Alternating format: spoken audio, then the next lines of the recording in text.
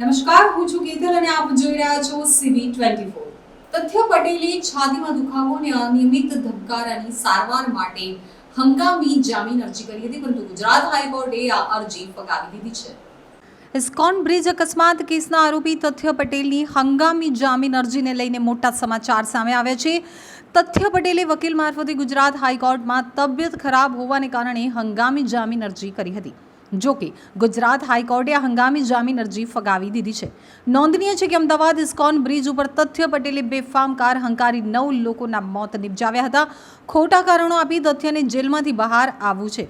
Private હોસ્પિટલમાં તથ્યને સારવાર કરાવી હતી, જેમાં હવે તથ્ય પટેલને જેલમાં રહેવું પડશે. તથ્યએ છાતીમાં દુખાવો અને અનિયમિત હૃદયના ધબકારાની સારવાર માટે હંગામી જામીન અરજી કરી હતી, જેમાં સરકારી વકીલે કહ્યું કે તથ્યનો ECG નોર્મલ છે.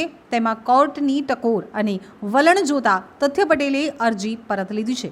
ઇસ્કોન બ્રિજ ઉપર થયેલા અકસ્માતના ગુનામાં તથ્ય પટેલ જેલમાં કેદ છે.